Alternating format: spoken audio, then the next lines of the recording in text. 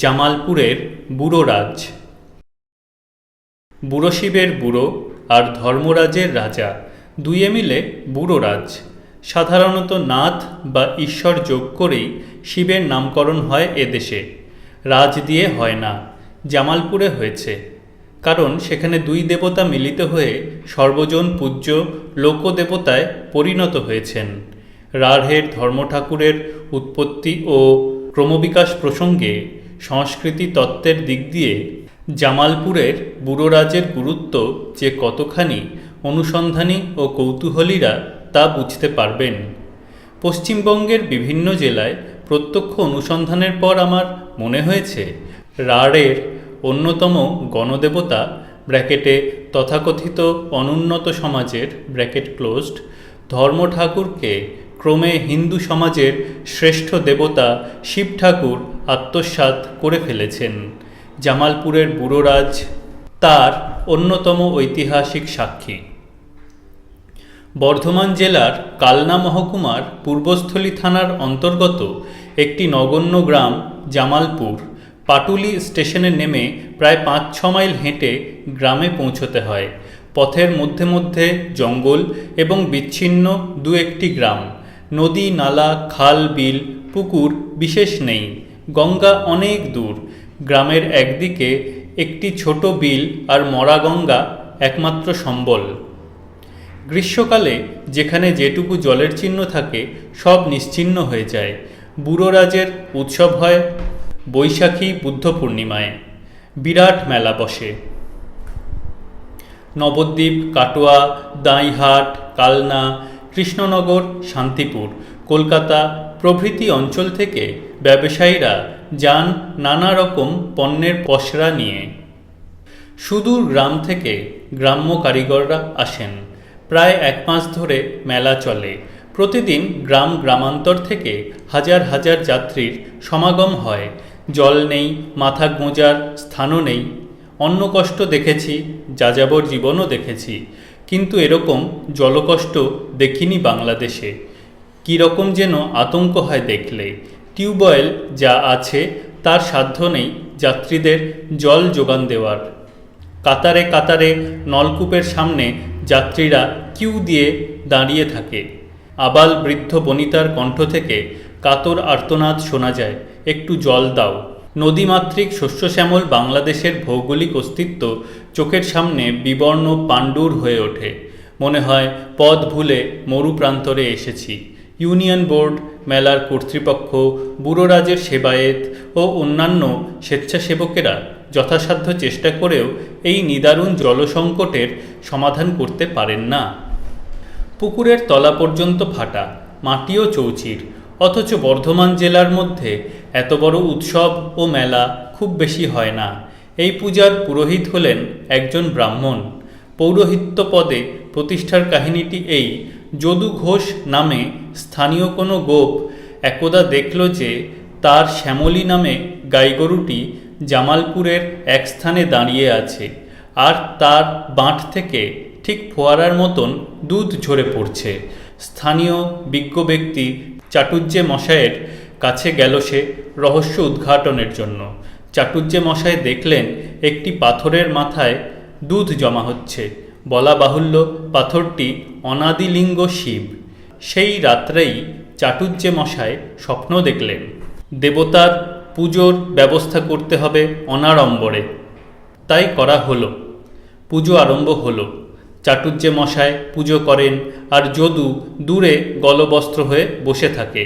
পুজোর পর ব্রাহ্মণ ঠাকুর বলেন, যদু, তোর পুজোই আগে করলাম, ভগবান তোকেই আগে কৃপা করেছেন কি না? যদুর বাড়ি ছিল পাশের নিমদহ গ্রামে। এই জন্য এখনও সর্বাগ্রে নিমদহের পূজা হয়। এই চট্টোপাধ্যায়ের দৌহিত্র বংশই ব্র্যাকেটে নদিয়াবাসী এখন বুড়ো রাজের সেবায়েত। খুব পরিচ্ছন্ন কিংবদন্তি। বোঝা যায় একসময় রাঢ়ের কোনো প্রতিভাবান ব্রাহ্মণ ঠাকুর পরিপাটি করে রচনা করেছিলেন তথাকথিত অনুচ্চ সমাজের জনপ্রিয় গ্রাম দেবতাদের হিন্দু সমাজের অন্তর্ভুক্ত করার উদ্দেশ্যে। কিংবদন্তিটি জামালপুরের বিশেষত্ব নয়, পশ্চিমবঙ্গের প্রায় সমস্ত অনাদিলিঙ্গ শিবের উৎপত্তি প্রসঙ্গে এই একই কিংবদন্তি প্রচলিত আছে দেখা যায়। সর্বত্রই গোপদের সঙ্গে শিবের আবির্ভাব রহস্য জড়িত, একথা আগে একাধিকবার উল্লেখ করেছি এবং এর সাংস্কৃতিক গুরুত্বের প্রতিও ইঙ্গিত করেছি। শৈব ধর্মের সঙ্গে অন্তত বাংলাদেশের, বিশেষ করে রাঢ়ের গোপদের যে ঐতিহাসিক সম্পর্ক আছে তাতে সন্দেহ নেই। কিংবদন্তির মধ্যে ব্রাহ্মণ প্রভাবিত হিন্দু সমাজের সাংস্কৃতিক সমীকরণের কৌশলটিও অত্যন্ত প্রকট। বৈশাখী পূর্ণিমায় বুড়োরাজের পূজা ও গাজন হয়। শিবের পূজা ও গাজন হয় চৈত্র সংক্রান্তিতে। সারা রাঢ় অঞ্চলে সাধারণত বৈশাখী বুদ্ধ পূর্ণিমায় ধর্মরাজের গাজন হয়। তাহলে বুড়োরাজ কি শিব না ধর্মরাজ? কেউ কেউ বলেন আদি পুরোহিত চাটুর্যে মশাই এই ব্যবস্থা করে গিয়েছিলেন অনাদিলিঙ্গ শিব বলে। অনাদিলিঙ্গ শিবের অভাব নেই বাংলাদেশে। বাংলার অন্যতম গ্রাম দেবতা শিব। সর্বত্রই চৈত্র সংক্রান্তিতে শিবের পূজা ও গাজন হয়। সমগ্র রাঢ় অঞ্চলের মধ্যে বোধহয় সবচেয়ে জনপ্রিয় ও প্রতিপত্তিশালী অনাদিলিঙ্গ শিব তারকেশ্বরের তারকনাথ। সেখানেও এর ব্যতিক্রম নেই। হঠাৎ কোন ব্যবস্থার জন্য বুড়োরাজের পূজা বৈশাখী পূর্ণিমায় হয়নি? শিবের পূজা বৈশাখী পূর্ণিমায় কোনো জায়গায় হয় না। কয়েকটি খুব বড় বড় মনসার মেলা, গাজনের মেলা, পীর সাহেবের মেলা বর্ধমানে হয়। জামালপুরের উৎসব ও মেলা তার মধ্যে উল্লেখযোগ্য। জামালপুর গ্রাম ব্যাঘ্র ক্ষত্রিয় প্রধান। তাছাড়া বাউরি, গোপ, সৎগোপদেরও বাস আছে যথেষ্ট। পাশের নিমদহ গ্রামে একসময় গোপদেরই প্রাধান্য ছিল, এখন আর নেই। আশপাশের গ্রামের জনসংস্থান দেখে পরিষ্কার বোঝা যায় একসময় সৎগোপ ও গোপরাই এই অঞ্চলে বিশেষ প্রতিপত্তিশালী ছিলেন।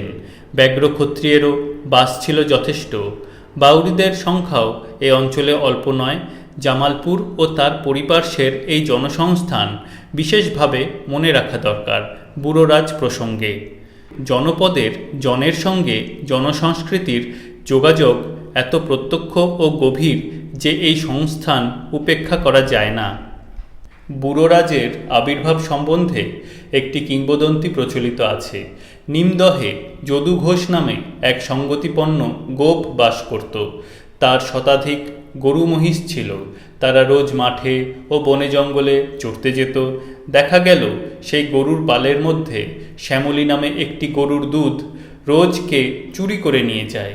কিছুতেই দুধ চুরির কোনো হদিশ পাওয়া যায় না। রাখালদের চাকরি গেল।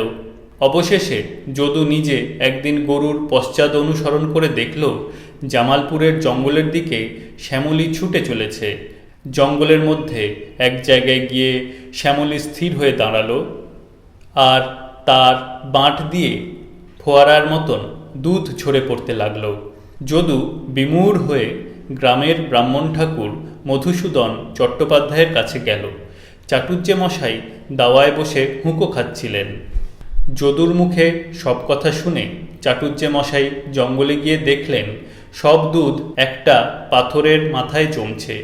দেখে ব্রাহ্মণ ঠাকুর বাড়িতে ফিরলেন এবং সেই রাত্রেই স্বপ্ন দেখলেন। স্বপ্নের কথা সকলে জানল। পূজার ব্যবস্থা হলো অনাদিলিঙ্গ শিবের, পূর্ণিমায় ব্যবস্থা হয়নি। দীর্ঘকালের প্রথা অনুযায়ী ব্যবস্থা হয়েছে ধর্মপূজার প্রথা। ধর্মরাজ থেকে বুড়ো শিবে রূপান্তরিত হবার মধ্যপথে সংস্কার ও প্রথার টানে আপোষ করে রয়েছেন বুড়োরাজ।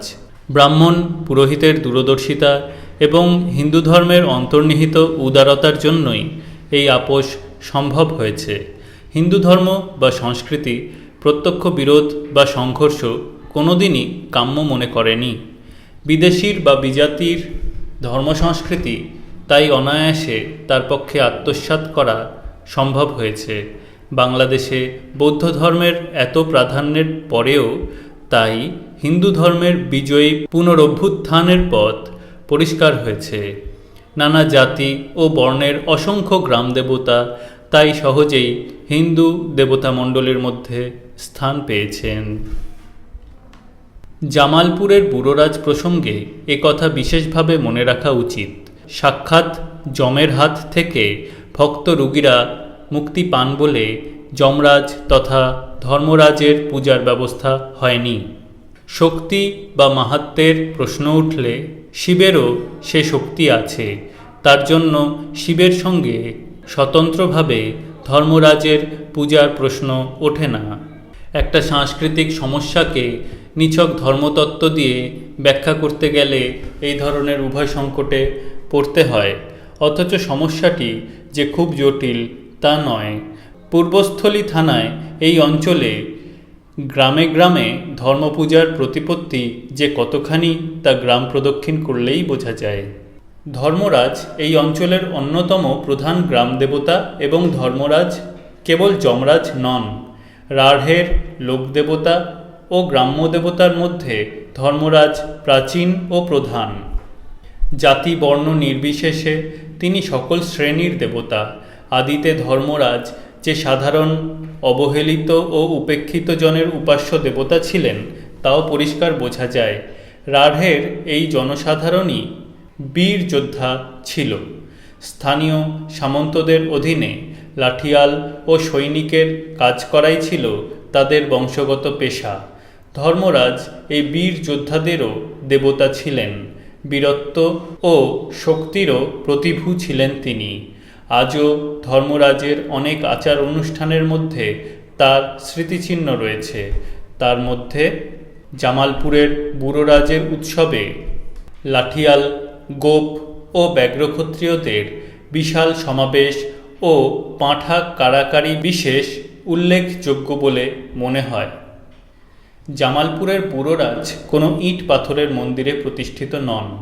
রাঢ়ের সাধারণ বাঁকানো চালের খড়ঘরে প্রতিষ্ঠিত।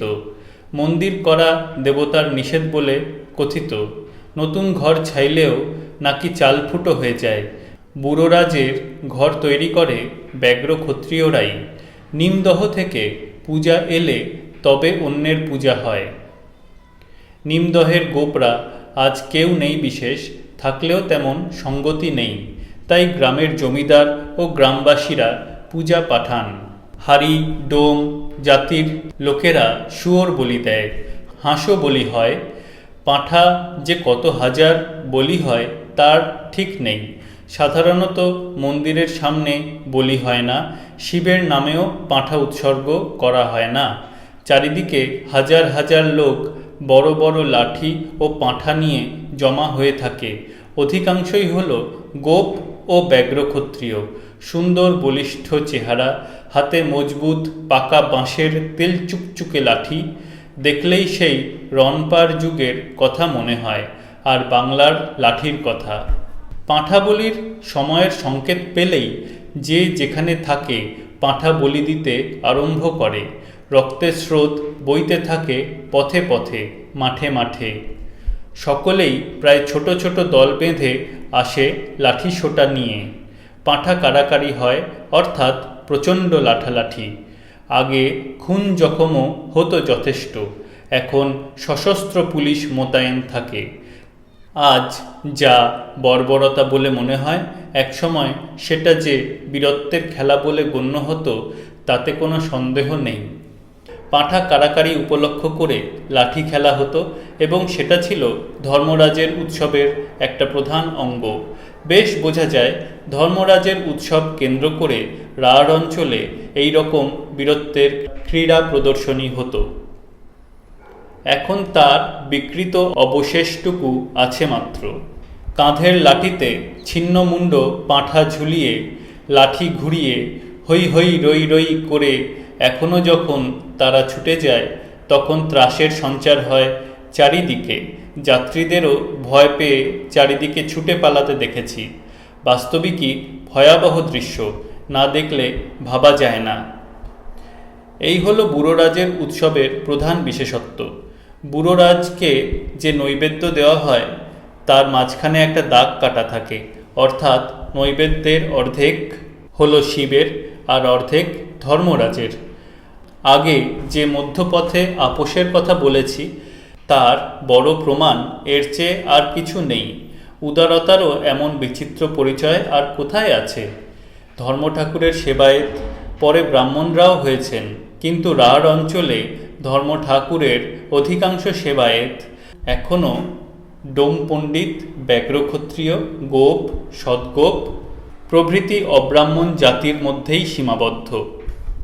ব্রাহ্মণরা যখন ধর্মরাজকে হিন্দু দেবতা মণ্ডলীর মধ্যে গ্রহণ করেছেন, তখন কোনো বিরোধের পথে না গিয়ে আপোষের পথে অগ্রসর হয়েছেন। বুড়োরাজ তার উজ্জ্বল দৃষ্টান্ত। একই পাত্রে নৈবেদ্য গ্রহণ করছেন শিব ও ধর্মরাজ। কোনো সংকীর্ণতা নেই, দীনতা নেই।